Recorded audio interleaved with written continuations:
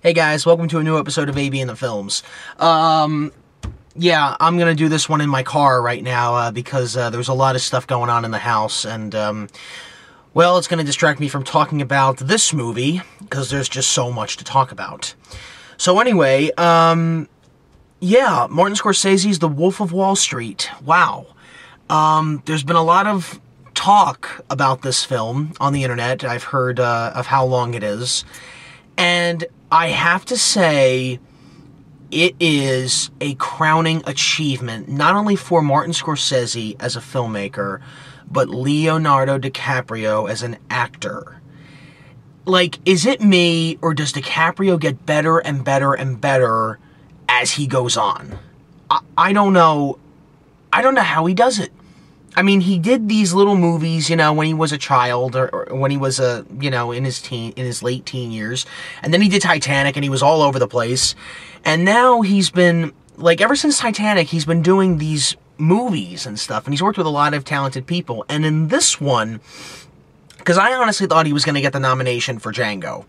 I honestly thought that, because that was the first time I saw DiCaprio as a character, not as DiCaprio, you know what I mean?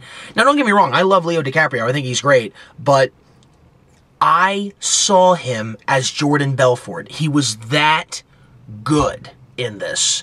Jonah Hill, every scene with Jonah Hill was hilarious. The audience cracked up every scene he was in. The dialogue, not just for the teeth, not that, okay? That's not what he's going in for. He's going in because his performance as Donnie Azoff is, oh man. Okay, here's the thing. You probably figured it out already. I'm a big Scorsese fan. Goodfellas is one of my favorite films of all time, as you've already known. But what I love so much about this movie is that it brought me right back to Goodfellas, because Leo DiCaprio does narrate the movie, okay? Like, we get to hear his voice, which was done in Goodfellas and Casino.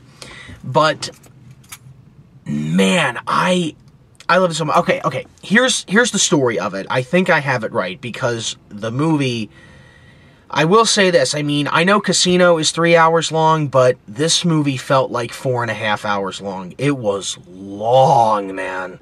It was really long. But, you know what? Here's the thing here's how I see it, okay? Well, first of all, let me tell you what happened. I was in the theater. I went with my parents to see this, which was a big mistake, okay? Do not, if you plan on going to see this movie with friends or family, do not bring your family. Don't bring, and here's the deal. There's a couple of awkward scenes in this movie that you're not gonna want to sit through, especially if you're with your parents, okay? A big mistake there. But I said to myself, well, it's a Scorsese movie. There's gonna be drug use. There's gonna be sex. I had no idea how much sex and drugs were going to be in this movie when I saw it, okay? There's a lot of stuff. I mean, it's nothing like Casino or Goodfellas with the drug use and the cocaine and all that stuff. I mean, there's cocaine, not just cocaine, but lewds and pills and all that stuff. It's going on in every other scene, at least. But here's what happened to me. I was in the theater and I'm watching the movie and I'm really getting into it. I like it. And there's a scene in the movie where I finally said to myself, okay, we gotta be at least 2 hours in. I know it's 3 hours long, we gotta be 2 hours in. I looked at my phone, 1 hour and 10 minutes in. I still had another hour and 50 minutes to go. And I'm thinking to myself, man, so much shit happens in this movie. And, you know, I honestly thought Matthew McConaughey was going to be in the movie a little while longer. He's only in the movie for like the first 15 minutes. That's it. It's mostly about Jordan Belfort and how he founded this new company after, you know, while he was on Wall Street and everything. And he got a bunch of these guys together who really didn't know how to sell stocks or anything like that, but he taught them how, because he knew how to do it. And he made a ton of money, and he gets involved in money laundering and drugs and, you know, all this stuff, and his marriage falls apart, obviously. I mean, it sounds like a normal Scorsese movie that we've all seen before, you know what I mean? Like, but you know what? Even though it sounds like he might have told this story before over and over again, that's what I like about Scorsese, because he, you know, much like Tarantino, he finds a way to make his characters interesting, and we love seeing his Martin's characters spiral down from on top to the bottom. We love seeing that. We do. Don't get me wrong. I love seeing it, but I know many others do, because we all love how these characters go through life. I mean, this movie takes place in the late 80s into the early 90s, I believe. I could be wrong about that.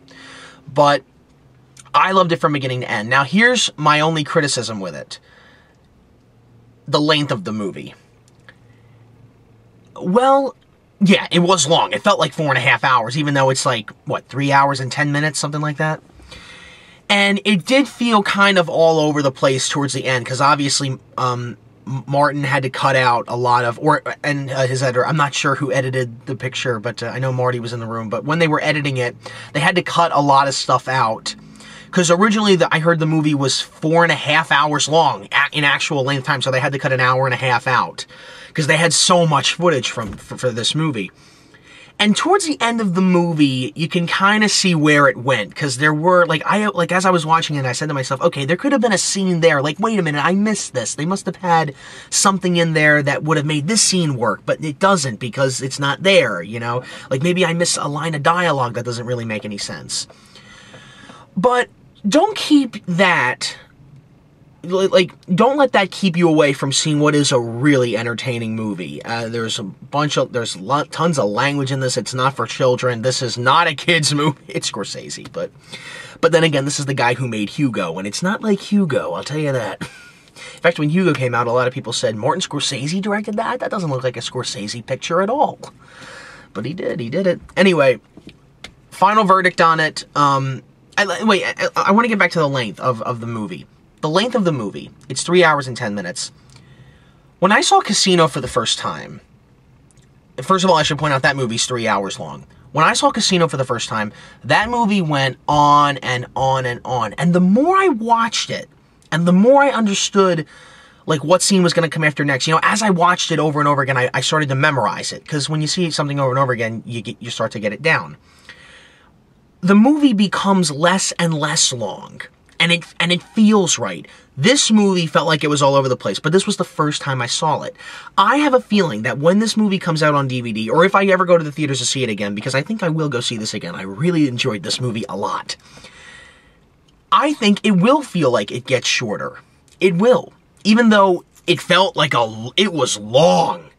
I mean, like, it just stops time in some way. That's how long it is. But the characters are just so interesting, and you want to know what happens to him, and you want to know what becomes of the company, and you know who's playing who, and all this stuff that's going on. So I think that once this movie comes out on DVD, and the more I watch it, the more it's going to get shorter and shorter, because I'll know what's going to happen next. So yeah, it's a long movie. It's a very long movie, you know, but I gotta say, it's one of the highlights of 2013. It's one of my favorite movies of 2013, but we'll get to that list on Oscar night, 2014, okay? So anyway, final verdict on the movie, I think it's great. I really think it's a long ride, but it's a good one. It's a really good, it's a very good, nice film.